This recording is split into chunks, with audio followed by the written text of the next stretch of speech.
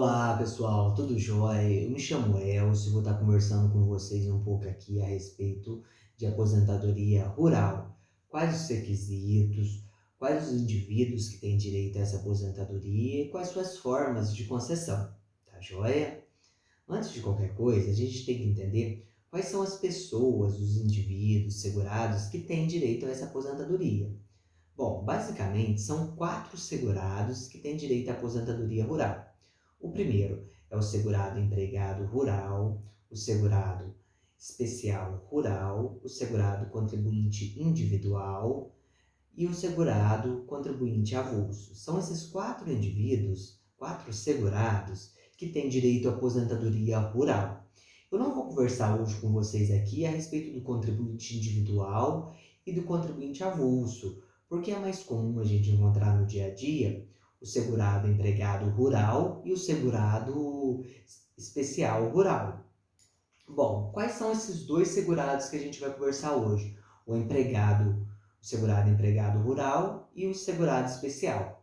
O segurado empregado é aquele que tem a sua CLT assinada, é aquele empregado rural que exerce labor rural de forma constante e tem a sua CLT assinada, é segurado que exerce a atividade rural por meio de um contrato de trabalho, certo? E o segurado especial rural, que é o mais comum, que a gente mais encontra no dia a dia. O segurado especial rural é aquele que exerce a atividade rural de forma individual ou em regime de economia familiar, naquela pequena propriedade rural, que utiliza desse trabalho em regime de economia familiar ou individual para subsistência, certo? Então, tendo esses dois principais segurados rurais, quais as possibilidades de aposentadoria rural que ele pode requerer no INSS? A primeira e mais comum é a aposentadoria por idade. E quando que esse segurado, seja um empregado ou segurado especial, vai poder pedir essa aposentadoria? Para a mulher, ela tem que comprovar 55 anos de idade e 15 anos de carência, 15 anos comprovados de atividade rural.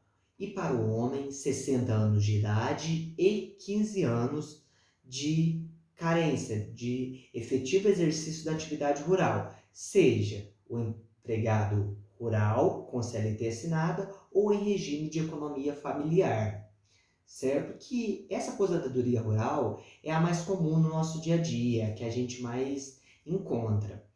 Mas vamos pegar o exemplo de um segurado que tem no seu registro vínculos rurais e urbanos, ou que tem exercido atividade rural individual ou em regime de economia familiar por um tempo e tenha se mudado para a cidade e começou a exercer atividade urbana.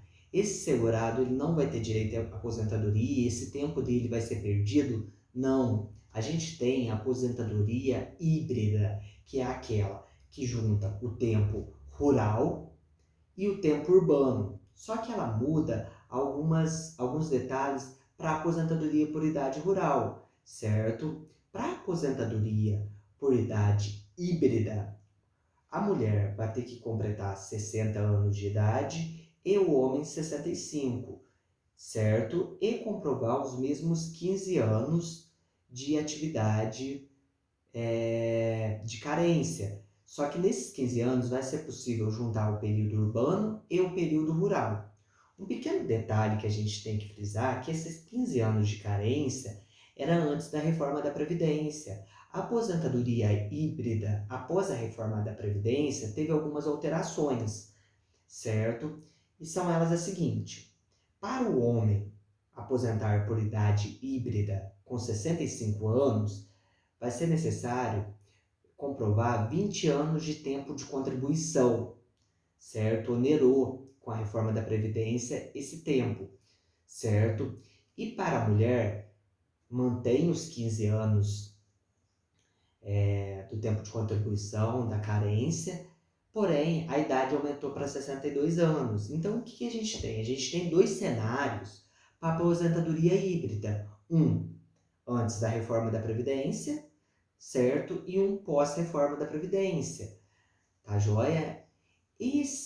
Essas duas aposentadorias são as principais que o segurado rural pode estar pedindo. A gente também tem a aposentadoria por tempo de contribuição rural, mas ela possui alguns detalhes, algumas peculiaridades que a gente vai deixar por um próximo vídeo, tá joia? Se você tem algum colega advogado, algum colega, amigo que se encaixe também nesses requisitos de aposentadoria, compartilhe esse vídeo, se inscreva no canal, que constantemente eu vou estar postando dicas e orientações aqui sobre direito previdenciário, tá joia? Até a próxima, pessoal!